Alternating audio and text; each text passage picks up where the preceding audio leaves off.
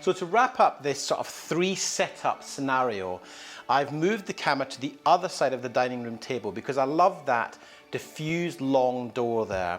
Again, just looking at composition, we've got the vertical lines of the door, an angular line going through the frame, cutting through the frame, and Sam's head's just sort of sitting there nicely framed within the scene. First things first, let's turn on a backlight.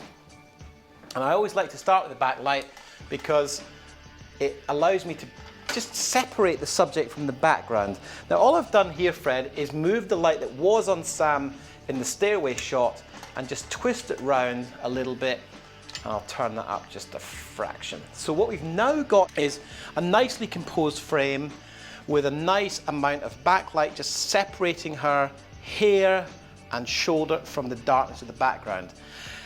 Next step is to key light this scene, and I want to show you 2 options here. So let's go and look at that. Now my preference here is to use the celeb, largely because I can use this lovely grid, as we've looked at before, to help focus the light. Now the actual color quality and the spectral quality of this light is very, very pleasing, and it's very, very accurate. One of the problems with LEDs, I'm afraid to break to you, is they're not full spectrum. The reason the celeb light is so good is it is as close to full spectrum as can possibly be, and you get this very natural looking light.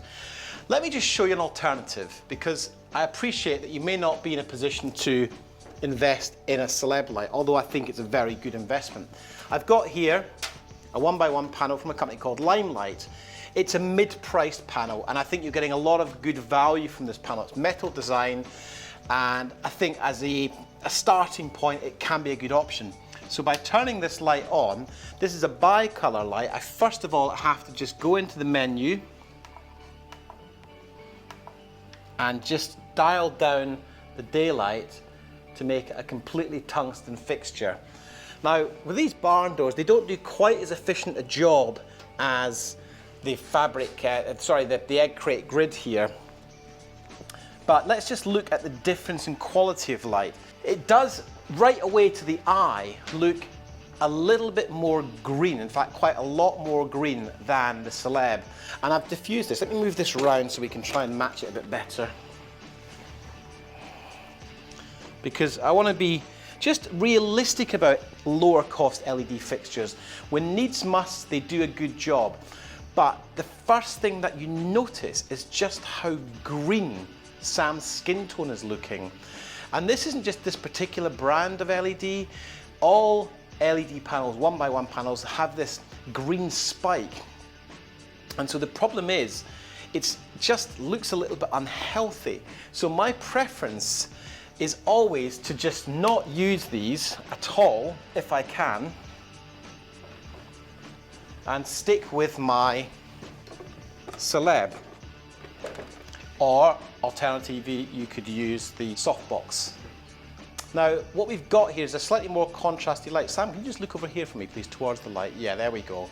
If we had Sam being interviewed, we had the person interviewing her here, she would be looking into the light, and therefore we'd get that nice modeling and nice sculpting without too many harsh shadows. So this is quite a simple setup, and I wanted to just demonstrate, first of all, the difference between a 1x1 LED panel and something like the celeb, just so at least you're aware that there is a significant difference. The other thing I want to do in this frame is just look at this doorway, which is currently full of daylight coming through. Now I quite like that look, but let's just say you wanted to give your director or your client some options. A very quick fix here is to take my softbox and place it on the other side of that door and put it through the door, so we'll turn this daylight area into a tungsten area. So let me do that for you now and show you how different that will make the scene look. So we're going to put this softbox on. I'm leaving the grid on, and I'm going to just allow the light to be hot in the middle and then graduate off so that we'll still have a bit of blue top and bottom of the frame. So I'm going to start here, move out of here, close the door so I can see the effect. And what you're seeing there is this nice soft hot spot which blends down, and what we'll see in the back of shot with any luck, and this is where it'll be a bit of jiggery pokery, is, yeah, we're almost there. What we've got to do is adjust the position of the light and dim it down because it's a bit too bright. So what I'm going to do is move it further back to start with. Is that cable? And have another look. I don't want it to completely white out. I want to try and retain some of the texture in the door. We've still got a hot spot, so that still needs to come down lower.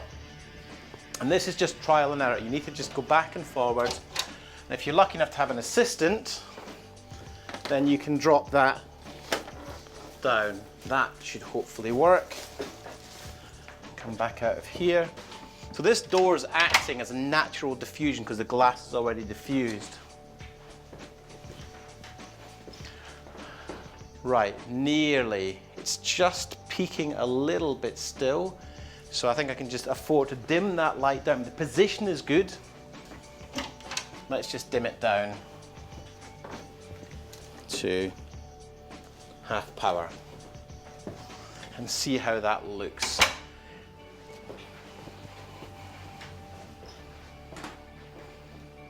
Yeah, that's working for me. So what we're seeing there is this nice sort of tungsten hotspot. And I think what I might do even, let's just look at this frame here. Yeah, see if we did a little move. Sam, can you just move your chair ever so slightly towards the light? Okay, see that? I've just moved Sam into that middle of frame there. I think I could afford to just punch the camera in a fraction. Then you could do a little move, you see?